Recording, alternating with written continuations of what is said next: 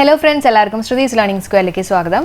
ഇന്ന് നമ്മൾ നോക്കാൻ പോകുന്നത് 2022 ജൂൺ മാസത്തിലത്തെ കറണ്ട് അഫയേഴ്സ് ആണ് കേട്ടോ. അപ്പോൾ നമ്മളൊരു 21 ഡേയ്സിൻ്റെ ചാലഞ്ചാണ് ഇപ്പോൾ എടുത്തിട്ടുള്ളത്, ഡിഗ്രി പ്രിലിംസിന് വേണ്ടിയിട്ടുള്ളത്. അപ്പോൾ അതിനകത്ത് ഓഗസ്റ്റ് മാസവും അതുപോലെ തന്നെ ജൂലൈ മാസം 2022 കറണ്ട് അഫയേഴ്സ് നമ്മൾ കംപ്ലീറ്റ് ചെയ്തിട്ടുണ്ട്. അപ്പോൾ ആ വീഡിയോസ് കാണാത്തവരുണ്ടെങ്കിൽ ആ വീഡിയോ കാണാം കേട്ടോ. അതിൻ്റെ ലിങ്ക് ഞാൻ ഡിസ്ക്രിപ്ഷനിൽ കൊടുക്കാം. ഓക്കെ, അപ്പോൾ നമുക്ക് സ്റ്റാർട്ട് ചെയ്യാം. ഏഷ്യയിലെ ഏറ്റവും വലിയ ഇന്റർനാഷണൽ ലിക്വിഡ് മിറർ ടെലിസ്കോപ്പ് സ്ഥാപിച്ചിട്ടുള്ള ഇന്ത്യൻ സംസ്ഥാനമാണ് ഉത്തരാഖണ്ഡ് കേട്ടോ. ഏഷ്യയിലെ ഏറ്റവും വലിയ ഇന്റർനാഷണൽ ലിക്വിഡ് മിറർ ടെലിസ്കോപ്പ് സ്ഥാപിച്ചിട്ടുള്ള ഇന്ത്യൻ സംസ്ഥാനമാണ് ഉത്തരാഖണ്ഡ്. അപ്പോൾ നമ്മൾ ഈ ടെലിസ്കോപ്പിൽ കൂടെ നോക്കുമ്പോഴായിരിക്കില്ല നമുക്ക് പലതിൻ്റെയൊക്കെ ഉത്തരം കിട്ടുക. അപ്പം ഓർത്ത് വെച്ചേക്കാം, ഇന്റർനാഷണൽ ലിക്വിഡ് മിറർ ടെലിസ്കോപ്പാണ് കേട്ടോ ഉത്തരാഖണ്ഡ്. അടുത്ത പോയിന്റ്, സംസ്ഥാനത്തെ ആദ്യ ഗോത്ര പൈതൃക ഗ്രാമമായിട്ടുള്ള ഊര് നിലവിൽ വന്നിട്ടുള്ളത് ഏത് ജില്ലയിലാണ്? വയനാട് ജില്ലയിലാണ് കേട്ടോ.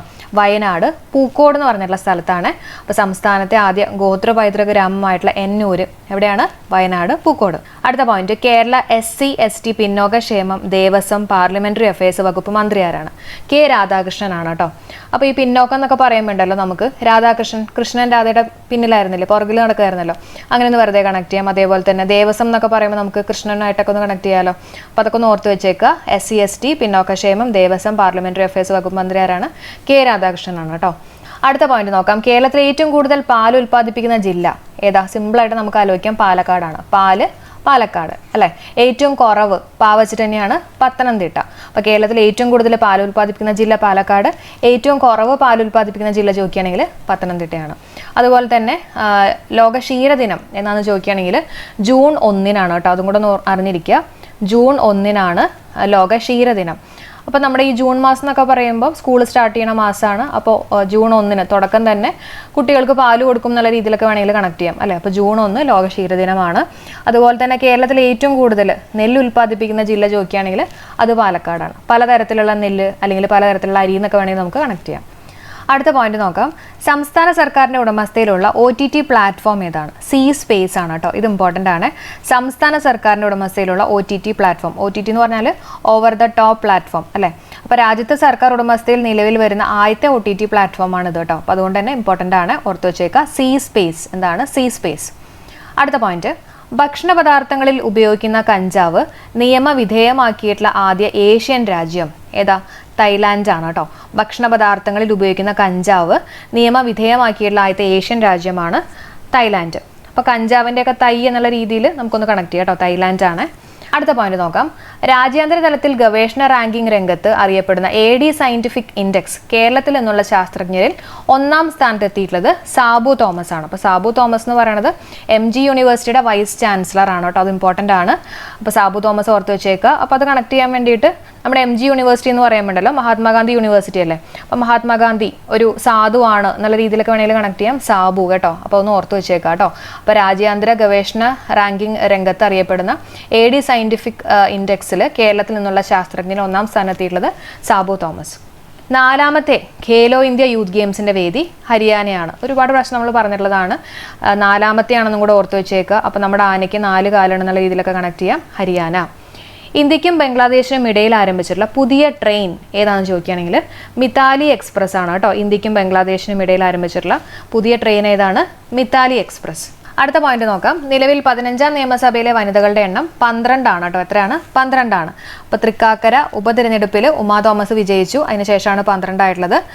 അപ്പോൾ കേരള നിയമസഭയിൽ അംഗമാകുന്ന 52-ാമത്തെ വനിതയാണ് ഉമാ തോമസ്. അതും കൂടെ ഓർത്ത് വയ്ക്കുക കേട്ടോ. 52-ാമത്തെ വനിതയാണ് ഉമാ തോമസ്.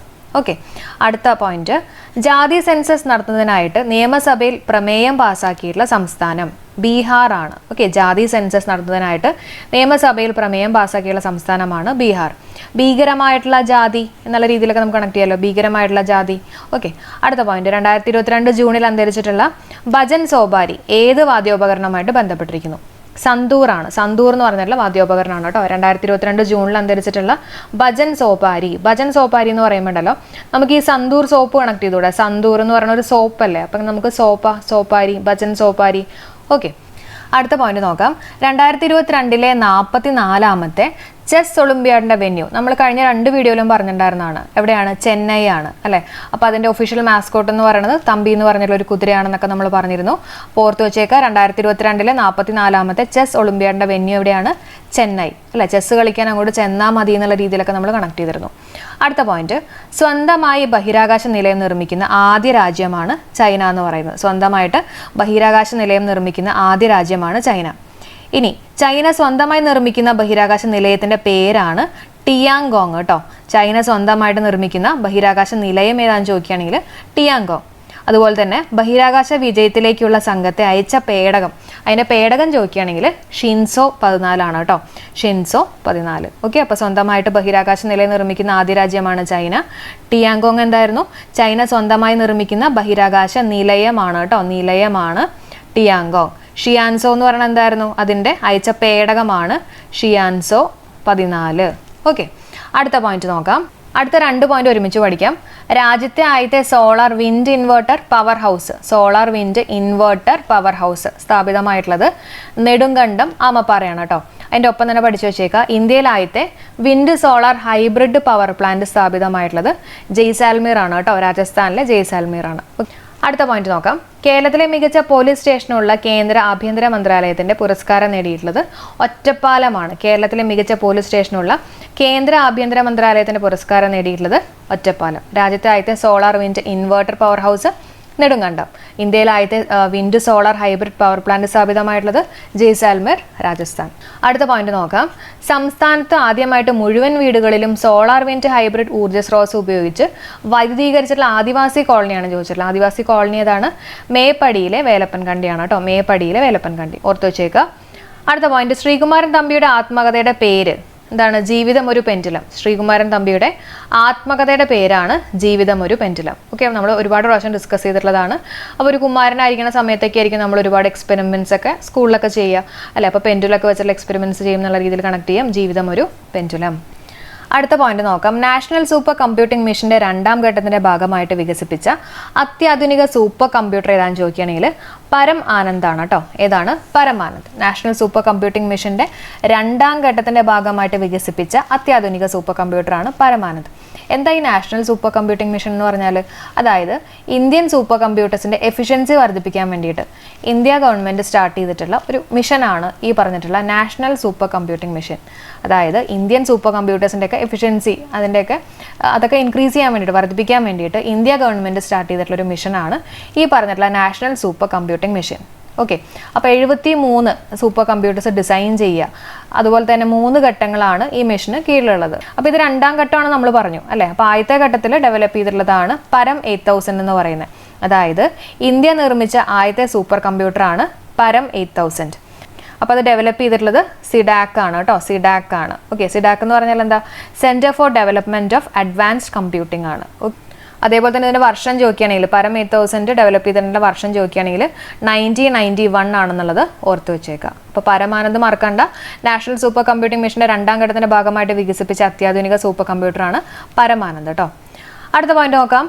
ഇതേപോലെ തന്നെ ഇതിനെ ബേസ് ചെയ്തിട്ടുള്ള വേറൊരു പോയിന്റ് ആണ് 2022 മെയ്യിൽ നിലവിൽ വന്നിട്ടുള്ള ലോകത്തിലെ ഏറ്റവും വേഗതയേറിയിട്ടുള്ള സൂപ്പർ കമ്പ്യൂട്ടർ. അപ്പം നമ്മുടെ ലോകത്തിലെ ഏറ്റവും വേഗതയേറിയിട്ടുള്ള സൂപ്പർ കമ്പ്യൂട്ടറാണ് ഫ്രോണ്ടിയർ കേട്ടോ. അപ്പം മുമ്പ് ജപ്പാന്റെ ഫുഗാക്കു ആയിരുന്നു, പക്ഷെ ഇപ്പം അത് മാറിയിട്ട് ഫ്രോണ്ടിയർ ആയി, USA ഫ്രോണ്ടിയർ ആയി. ഓക്കെ, അടുത്ത പോയിന്റ് നോക്കാം. സായുധ സേനകൾക്ക് 4 വർഷത്തേക്ക് നിയമനം നൽകുന്ന കേന്ദ്ര സർക്കാരിന്റെ പദ്ധതിയാണ് അഗ്നിപഥ്. ഓർത്തു വെച്ചേക്കുക, സായുധ സേനകൾക്ക് 4 വർഷത്തേക്ക് നിയമനം നൽകുന്ന കേന്ദ്ര സർക്കാരിന്റെ പദ്ധതി ഏതാണ്? അഗ്നിപഥ്. പഠിച്ചു വെച്ചേക്കുക, അഗ്നിപഥ്. അടുത്ത പോയിന്റ്, മനുഷ്യാവകാശ പ്രവർത്തനത്തിനുള്ള നൊബേൽ എന്നറിയപ്പെടുന്ന അന്താരാഷ്ട്ര മാർട്ടിൻ എനൽസ് പുരസ്കാരം നേടിയത് ഫാദർ സ്റ്റാൻ സ്വാമിയാണ് കേട്ടോ. അപ്പോൾ മനുഷ്യാവകാശ പ്രവർത്തനത്തിനുള്ള നൊബേൽ എന്നറിയപ്പെടുന്ന അന്താരാഷ്ട്ര മാർട്ടിൻ എനൽസ് പുരസ്കാരം നേടിയിട്ടുള്ള ആരാണ്? ഫാദർ സ്റ്റാൻ സ്വാമി. ഫാദർ സ്റ്റാൻ സ്വാമി. അടുത്ത പോയിന്റ് നോക്കാം. സമാധാനത്തിനുള്ള നൊബേൽ സമ്മാനം 2021 ലഭിച്ചിട്ടുള്ളത് ദിമിത്രി മുറോഡോവിനും അതുപോലെ തന്നെ മരിയ റെസയ്ക്കുമാണ് കേട്ടോ. സമാധാനം നമ്മുടെ പീസാണ്. അപ്പോൾ പീസിന് വേണ്ടിയിട്ടുള്ള നൊബേൽ പ്രൈസ് കിട്ടിയിട്ടുള്ളത് ദിമിത്രി മുറോഡോവ്, മരിയ റെസ. അപ്പോൾ സമാധാനം എന്നൊക്കെ പറയുമ്പോൾ നമ്മുടെ മിത്രങ്ങളൊക്കെ അടുത്തുണ്ടെങ്കിൽ നമുക്ക് കുറച്ച് സമാധാനമായിരിക്കും അല്ലേ, മിത്രങ്ങൾ. അപ്പോൾ ദിമിത്രി മുറോഡോവ് കേട്ടോ. അതേപോലെ തന്നെ മരിയ റസ, റെസ്റ്റ് എടുത്തു കഴിഞ്ഞാലും നമുക്ക് കുറച്ച് സമാധാനം കിട്ടും. റെസ്റ്റ് എന്നാലോചിക്കുക കേട്ടോ. അപ്പോൾ ദിമിത്രി മുറോഡോവിനും അതുപോലെ തന്നെ മരിയ റസയ്ക്കുമാണ് 2021 സമാധാനത്തിനുള്ള നൊബേൽ പ്രൈസ് കിട്ടിയിട്ടുള്ളത്. ഇനി ദിമിത്രി മുറോഡോവ് രാജ്യം ചോദിക്കുകയാണെങ്കിൽ റഷ്യയാണ് കേട്ടോ. അപ്പോൾ നമ്മുടെ മിത്രങ്ങളുടെയൊക്കെ ഒരു റഷ് ആണെന്നുള്ള രീതിയിൽ കണക്ട് ചെയ്യാം കേട്ടോ. ദിമിത്രി മുറോഡോവ് റഷ്യയാണ്. അതുപോലെ തന്നെ മരിയ റസ എന്ന് പറയുമ്പോൾ റെസ്റ്റ് നമ്മൾ പറഞ്ഞില്ലേ, അപ്പോൾ റെസ്റ്റ് എടുക്കുന്നത് സാധാരണ പയ്യന്മാരാണെന്നുള്ള രീതിയിൽ കണക്ട് ചെയ്യാം. ഫിലിപ്പൈൻസ് ആണ് കേട്ടോ, ഫിലിപ്പൈൻസ് ആണ്. ഓക്കെ, ഇവിടെ തന്നെ നമ്മൾ കണക്ട് ചെയ്ത് പഠിക്കേണ്ട വേറൊരു പോയിന്റ് ഉണ്ട്. ഉക്രൈനിൽ നിന്ന് പലായനം ചെയ്യുന്ന കുട്ടികളെ സഹായിക്കുന്നതിനായിട്ട് നൊബേൽ സമ്മാനം ലേലത്തിൽ വിറ്റത് ദിമിത്രി മുറോഡോവ് ആണ് കേട്ടോ. വേണമെങ്കിൽ ഇങ്ങനെയും നമുക്ക് പ്രസ്താവന തരത്തിലുള്ള ചോദ്യങ്ങളൊക്കെ വരാം. അപ്പോൾ കറക്റ്റായിട്ട് പഠിച്ചു വെച്ചേക്കുക. ഉക്രൈനിൽ നിന്ന് പലായനം ചെയ്യുന്ന കുട്ടികളെ സഹായിക്കുന്നതിനായിട്ട് നൊബേൽ സമ്മാനം ലേലത്തിൽ വിറ്റിട്ടുള്ളത് ദിമിത്രി മുറോഡോവ് ആണ് കേട്ടോ, ദിമിത്രി മുറോഡോവ്. കേരളത്തിലെ ആദ്യ ശിശു സൗഹാർദ്ദ പോക്സോ കോടതി നിലവിൽ വന്നിട്ടുള്ളത് കൊച്ചി. കഴിഞ്ഞ ക്ലാസ്സിൽ നമ്മൾ പറഞ്ഞിട്ടുള്ളതാണ് അല്ലെ, പോക്സോ കോടതി നിലവിൽ വന്നിട്ടുള്ളത് കൊച്ചിയാണ്. നാഷണൽ അസസ്മെന്റ് ആൻഡ് അക്രഡിറ്റേഷൻ കൗൺസിലിന്റെ A++ ഗ്രേഡ് ലഭിച്ചിട്ടുള്ള കേരളത്തിലെ സർവകലാശാലയാണ് കേരള യൂണിവേഴ്സിറ്റി. ഏത് സർവകലാശാലയാണ്? കേരള യൂണിവേഴ്സിറ്റി. അടുത്ത പോയിന്റ് നോക്കാം. COVID-19 പകർച്ചവ്യാധിയുടെ ഫലമായിട്ട് 8 വയസ്സിന് താഴെയുള്ള വിദ്യാർത്ഥികൾക്കിടയിലുള്ള പഠന വിടവ് നികത്തുന്നതിന് തമിഴ്നാട്ടിൽ ആരംഭിച്ചിട്ടുള്ള പദ്ധതിയാണ് എന്നും എഴുതും സ്കീം. എന്താണ് എന്നും എഴുതും സ്കീം? ഇപ്പോൾ കോവിഡൊക്കെ ആയതുകൊണ്ട് 8 വയസ്സിന് താഴെയുള്ള കുട്ടികൾക്ക് ഉണ്ടാവുന്ന പഠനത്തിലുണ്ടാവുന്ന ഒരു പ്രോബ്ലമൊക്കെ മാറ്റാൻ വേണ്ടിയിട്ട് തമിഴ്നാട്ടിൽ ആരംഭിച്ചിട്ടുള്ള പദ്ധതിയാണ് എന്നും എഴുതും സ്കീം കേട്ടോ. ഇനി ഖത്തർ 2022 ഫിഫ ലോകകപ്പിൽ ഒരു ടീമിൽ ഉൾപ്പെടുത്താവുന്ന പരമാവധി താരങ്ങളുടെ എണ്ണം 26 ആണ് കേട്ടോ, 26 ആണ്. ഒന്ന് അറിഞ്ഞിരിക്കുക കേട്ടോ. അടുത്ത പോയിന്റ്, 2022 ലോക പരിസ്ഥിതി ദിന സന്ദേശം എന്താ? only one earth, ഒരേ ഒരു ഭൂമി അല്ലെ, only one earth ആണ്. അപ്പോൾ ലോക പരിസ്ഥിതി ദിനം എന്താ? ജൂൺ 5 നമുക്കറിയാം. അപ്പോൾ അതിൻ്റെ സന്ദേശമാണ് only one earth, ഒരേ ഒരു ഭൂമി. അപ്പോൾ ഇവിടെ നമുക്ക് കണക്ട് ചെയ്ത് പറയാൻ പറ്റുന്ന കുറച്ച് പോയിന്റ്സ് ഉണ്ട് കേട്ടോ. അതായത് 2022 ലോക പരിസ്ഥിതി ദിനത്തിന്റെ ആതിഥേയത്വം വഹിക്കുന്ന രാജ്യം ഏതാണ്?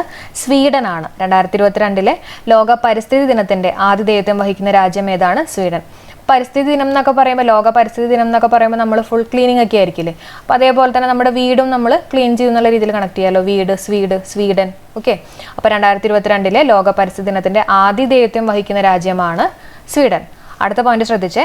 പരിസ്ഥിതി മേഖലയിൽ രാജ്യങ്ങളുടെ പ്രവർത്തനങ്ങൾ വിലയിരുത്തുന്ന 2022 ലോക പരിസ്ഥിതി മികവ് പട്ടികയിൽ 1ാം സ്ഥാനത്തെത്തിയിട്ടുള്ളത് ഡെൻമാർക്കാണ്. ഓക്കെ, അപ്പോൾ 1ാം സ്ഥാനത്ത് വന്നിട്ടുള്ളത് ഡെൻമാർക്കാണ്. പരിസ്ഥിതി മേഖലയിൽ രാജ്യങ്ങളുടെ പ്രവർത്തനങ്ങൾ വിലയിരുത്തുന്ന കാര്യമൊക്കെയാണ് അല്ലേ. അപ്പോൾ എന്തായാലും അതിനൊരു മാർക്ക് കൊടുക്കേണ്ടി വരും. അപ്പോൾ ഡെൻമാർക്ക് ആലോചിക്കുക. അപ്പോൾ ഇത് തമ്മിൽ മാറിപ്പോരുത് കേട്ടോ. ഇവിടെ എന്താ പറഞ്ഞിട്ടുള്ളത്? 2022 ലോക പരിസ്ഥിതി ദിനത്തിന്റെ ആതിഥേയത്വം വഹിക്കുന്ന രാജ്യമാണ് സ്വീഡൻ.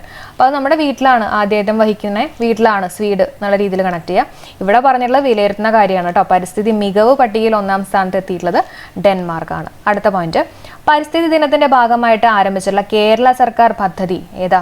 വൃക്ഷസമൃദ്ധി. ഏതാണ്? വൃക്ഷസമൃദ്ധി. അപ്പോൾ ഇതേപോലെ നമ്മുടെ പരിസ്ഥിതി ദിനവുമായിട്ട് ബന്ധപ്പെട്ടിട്ടുള്ള പ്രസ്താവന ചോദ്യങ്ങളൊക്കെ വരാൻ സാധ്യതയുണ്ട്. അപ്പം ഇതേപോലെയൊക്കെ ഒന്ന് പഠിക്കുക കേട്ടോ. റിലേറ്റ് ചെയ്തിട്ടുള്ള പോയിന്റ്സുകളൊക്കെ വെച്ചിട്ടൊന്ന് പഠിക്കാൻ ശ്രമിക്കാം. അടുത്ത പോയിന്റ് നോക്കാം. ഇന്ത്യയിൽ ആദ്യമായിട്ട് സ്വയം വിവാഹം ചെയ്തിട്ടുള്ള വ്യക്തിയാണ് ക്ഷമാ ബിന്ദു. സ്വയം വിവാഹം എന്നൊക്കെ പറഞ്ഞു കഴിഞ്ഞാൽ അതിനെ പറയുന്നതാണ് സോളോഗമി കേട്ടോ. എന്താണ്? സോളോഗമി. ഒന്ന് ഓർത്ത് വെച്ചേക്കാം കേട്ടോ. അപ്പോൾ അതാരാണ്? ക്ഷമാ ബിന്ദു ആണ്. അപ്പോൾ കുറേ എന്താ പറയുക, കല്യാണത്തിനൊക്കെ നോക്കി അവസാനം ക്ഷമയൊക്കെ നഷ്ടപ്പെട്ട് അവസാനം സെൽഫായിട്ട് വിവാഹം ചെയ്യുന്നുള്ള രീതിയിൽ ഒന്ന് കണക്ട് ചെയ്യാം കേട്ടോ. സോളോഗമിയാണ്, സോളോഗമി. അടുത്ത പോയിന്റ് നോക്കാം. 50ാമത്തെ ചീഫ് ജസ്റ്റിസ് ആരാണെന്ന് ചോദിക്കുകയാണെങ്കിൽ DY ചന്ദ്രചൂഡാണ് കേട്ടോ. അപ്പോൾ ആയിട്ടില്ല, അവൻ പോകുന്നേ ഉള്ളൂ. അപ്പോൾ നവംബർ മാസത്തിലായിരിക്കും DY ചന്ദ്രചൂഡ് 50ാമത്തെ ചീഫ് ജസ്റ്റിസ് ആയിട്ട് വരുന്നത്. അപ്പോൾ ഇന്ത്യയുടെ 48ാമത്തെ ചീഫ് ജസ്റ്റിസ് ആരാ? നമ്മൾ പറഞ്ഞതാണ് NV രമണയാണ് അല്ല, NV രമണ.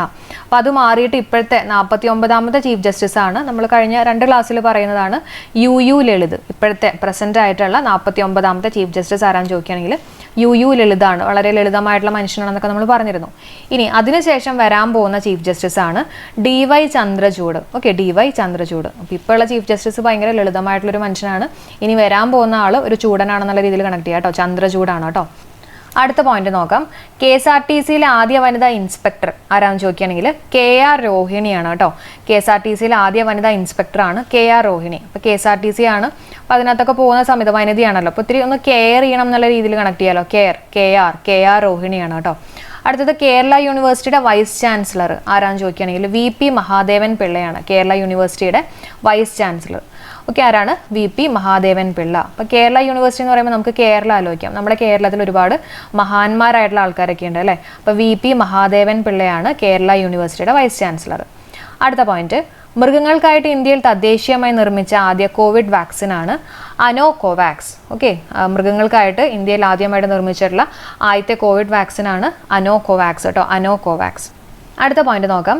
രാജ്യത്തെ ആദ്യ സോളാർ ക്രൂയിസർ ബോട്ട് ഏതാണെന്ന് ചോദിക്കുകയാണെങ്കിൽ ഇന്ദ്രയാണ് കേട്ടോ. ഏതാണ്? ഇന്ദ്ര. ഓർത്ത് വെച്ചേക്കണേ. അപ്പോൾ കേരള യൂണിവേഴ്സിറ്റി വൈസ് ചാൻസലർ, കേരളത്തിലെ മഹാന്മാർ VP മഹാദേവൻ പിള്ള, മൃഗങ്ങൾക്കായിട്ട് ഇന്ത്യയിൽ തദ്ദേശീയമായിട്ട് നിർമ്മിച്ച ആദ്യത്തെ കോവിഡ് വാക്സിനാണ് അനോകോവാക്സ്. രാജ്യത്തെ ആദ്യ സോളാർ ക്രൂയിസർ ബോട്ട് ചോദിക്കുകയാണെങ്കിൽ ഇന്ദ്രയാണ്. ഏതാണ്? ഇന്ദ്ര. ദേശീയ ബാലാവകാശ കമ്മീഷൻ ചെയർമാൻ ആരാന്ന് ചോദിക്കുകയാണെങ്കിൽ പ്രിയാങ്ക് കനൂങ്കോ ആണ് കേട്ടോ. ദേശീയ ബാലാവകാശ കമ്മീഷൻ ചെയർമാനാണ് പ്രിയാങ്ക് കനൂങ്കോ. പ്രിയാങ്ക് കനൂങ്കോ. ബാലന്മാരാണ്. ബാലന്മാരൊക്കെ നമുക്ക് ഭയങ്കര പ്രിയമാണെന്നുള്ള രീതിയിൽ കണക്ട് ചെയ്യാലോ. പ്രിയാങ്ക് കനൂങ്കോ. അടുത്ത പോയിന്റ് നോക്കാം. രാജ്യത്തെ ആദ്യ ഉരുക്ക് കൊണ്ടുള്ള റോഡ് നിർമ്മിതമായിട്ടുള്ളത് സൂറത്തിലാണ്. രാജ്യത്തെ ആദ്യത്തെ ഉരുക്ക് കൊണ്ടുള്ള, സ്റ്റീൽ കൊണ്ടുള്ള റോഡ് നിർമ്മിതമായിട്ടുള്ളത്, സ്റ്റീൽ എന്ന് പറയുന്ന പോലെ തന്നെ S വെച്ചിട്ട് സൂറത്തിലാണ് കേട്ടോ. ഗുജറാത്തിലെ സൂറത്തിലാണ്. ഓക്കെ, അടുത്ത പോയിന്റ്, കൊളംബിയയുടെ പുതിയ പ്രസിഡന്റ് ആരാണ്? ഗുസ്താവോ പെഡ്രോ ആണ് കേട്ടോ. കൊളംബിയയുടെ പുതിയ പ്രസിഡന്റ് ആരാണ്? Gustavo Pedro. അപ്പോൾ നമ്മുടെ പെട്രോളിനൊക്കെ നമുക്ക് ആലോചിക്കാം. നമ്മുടെ പെട്രോളിൻ്റെ ഒക്കെ കാര്യം ഇപ്പോൾ ഇത്തിരി കുളമാണ് എന്നുള്ള രീതിയിലൊക്കെ കണക്ട് ചെയ്യാം അല്ലെ. പൈസ ഒക്കെ കൂട്ടിക്കൊണ്ടിരിക്കുകയാണ്, അങ്ങനെ കുളമാണെന്നുള്ള രീതിയിൽ കണക്ട് ചെയ്യാം. കൊളംബിയയുടെ പുതിയ പ്രസിഡന്റ് ആരാണ്? Gustavo Pedro. Gustavo Pedro. Formula 1 Canadian grand pre കിരീടം നേടിയിട്ടുള്ളത് മാക്സ് വെസ്റ്റപ്പൻ ആണ്. ആരാണ്? Max Verstappen.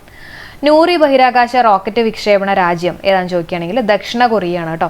നൂറി കൊറിയ എന്നുള്ള രീതിയിൽ കണക്ട് ചെയ്യാം. അതിനാണ് ഞാൻ റെഡ് രണ്ടും കൊടുത്തത് കേട്ടോ.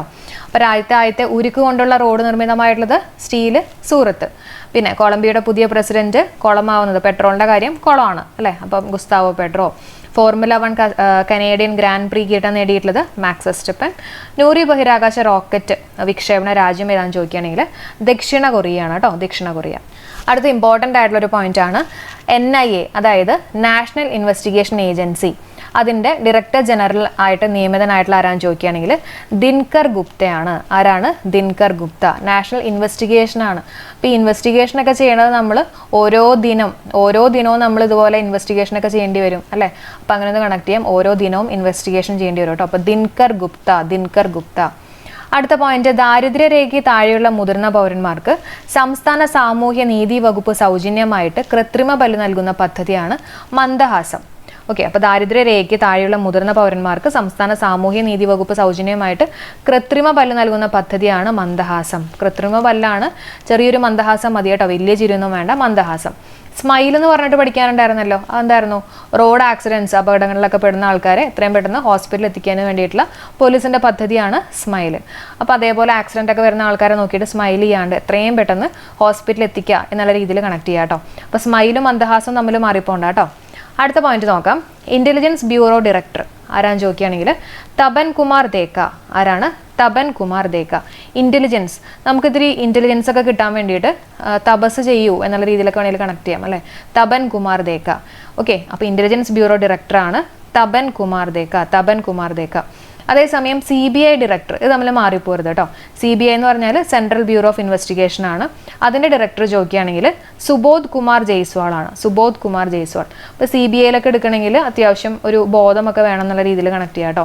സുബോധ് കുമാർ ജയ്സ്വാൾ. അപ്പോൾ ഇന്റലിജൻസ് ബ്യൂറോ ഡയറക്ടർ, ഇന്റലിജൻസ് കിട്ടാൻ വേണ്ടിയിട്ട് നമ്മൾ ഇത്തിരി തപസ് ചെയ്യണം. തപൻ കുമാർ ദേക്.